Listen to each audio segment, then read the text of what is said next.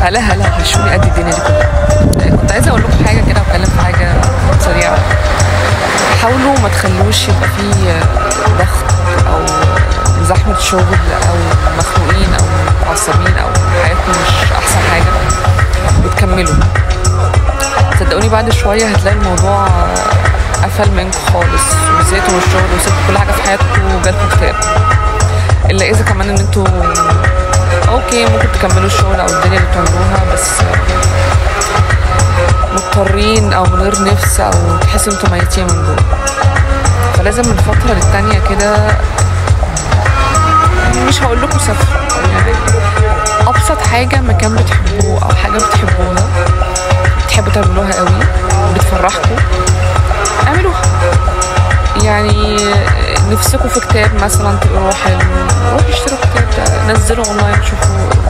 انا بالنسبه لي مثلا لو قاعده في البيت والدنيا مش احسن حاجه والماديات بايظه فبحب اتفرج على موفيز قوي انجلش بقى، مكسيكي لطيف من غير تكلفه ومش هيأفور في الميزانيه. تمام، المهم نعرف هننبسط ازاي وبقى لي تكاليف. والحاجه التانيه مش عارفه يمكن ما قلتهاش قبل كده او ما ركزتش انا اقولها. شغلي كانفلونسر ده مش بعتبره شغل على قد ما هو ماي باشن، شغفي.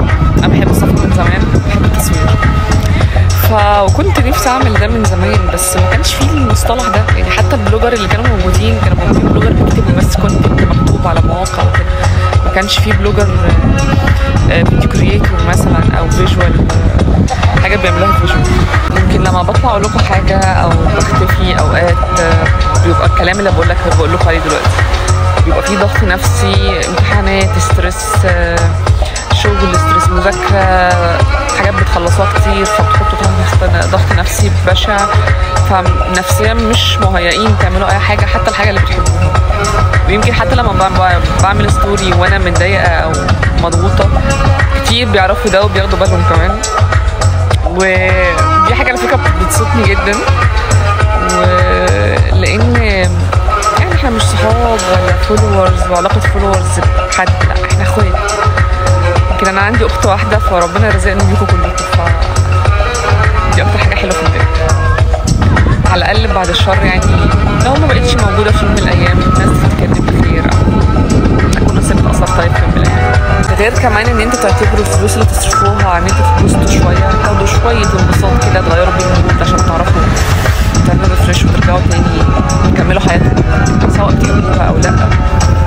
اكنكم كده شفتوا الفلوس اللي تصرفوها على الدواء او بعد الشر اي تعب او مرض.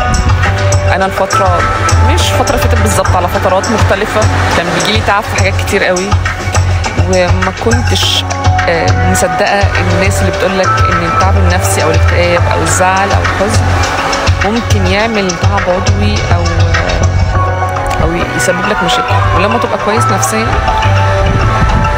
التعب بيروح من غير ادويه. فدي حاجه انا اتفاجئت بيها لان حصلت. لما كنت بزعل شعري يقع، اتقصف، بشرتي تتعب، يحصل لي مشاكل في كذا حاجه مختلفه، اتخن مثلا، كمان جسمي يحبس ميه. لغايه اما مؤخرا اكتشفت حاجه غريبه بعد لف على دكاتره كتير ان انا جايلي حساسيه غريبه من نوعها، بس بيجيلي حساسيه من فراوله، من حاجه، جايلي حساسيه من املاح. كل الموالح والاملاح اللي موجوده لو كلت اي حاجه صغيره جسمي يطلع حاجات حمراء وينتفخ ويحبس ميه. الحمد لله وربنا يشفي مرضانا كلهم يا رب كل حاجه. فخدوا حاجه تتبسطوا بيها، اعملوا اي حاجه حياتكم بسيطه، ما تضغطوش على نفسكم عشان الزعل وحش، الزعل ممكن يودي في داهيه. ويمكن ده سبب ان انا ممكن اتخن شويه في فتره واخس في فتره مع انهم قريبين من بعض مش بعيد.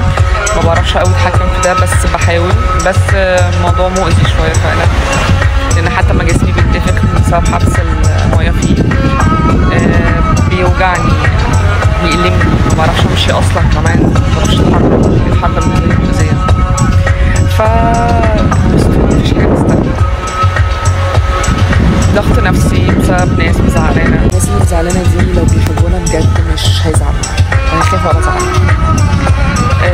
لو شغل ضغطك نفسيا ومش مرتاح دور على شغل تاني. مش اخر الدنيا. انا سبت كل حاجه وسبت كل الشركات واشتغلت فريلانس مش من شويه. ما كانش الموضوع سهل، خصوصا ان انت بتفقد الامان الوظيفي والفلوس شويه حاجات كده، وبالذات لو انت عليك شويه اقساط او حاجات من دي. بس راحتك النفسيه اهم صدقني. انت بتشتغل تعمل فلوس عشان تعيش كويس، تتبسط، تعمل اسره، تساعد اهلك. مش هينفع تعمل كل ده لو انت مش مبسوط، على الاقل مرتاح نفسيا. وفي الاخر مش اخيرا يعني حابه اقول لكم ان انا اكتر حاجه فرحانه في الحياه ان انا بقيت معاكم، وان انا ليا اصحاب جداد واخوات، وناس بتسال عني، وناس بتدعي لي، وناس بتدعيني وقت ما بكون اوقات بيأس او مش قادره. بيحصل لنا كلنا كده. بفرح جدا لما بشوف رسائل حلوه كتير. ما بعرفش، ما بقدرش ارد على كل الرسائل اللي عددها كتير، بس بفرح حرفيا. ببقى نفسي ارد على كل الرسائل بجد.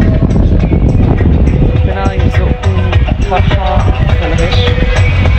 اكتشفت قد ايه كلمه مؤثره ممكن تعليك مش توطيك، بس تحسن طموحاتك الاول، تكسر عزيمتك. يعني عندكم كلمه حلوه قولوها، تبسطوا الناس، اعتبروها صدقه. كلام وحش. نسيت اقول حاجه مهمه. حبوا نفسكم، حبوا نفسكم عشان دي اهم حاجه في الدنيا. حب نفسك، ناس تحبك. حب نفسك، تقدرها،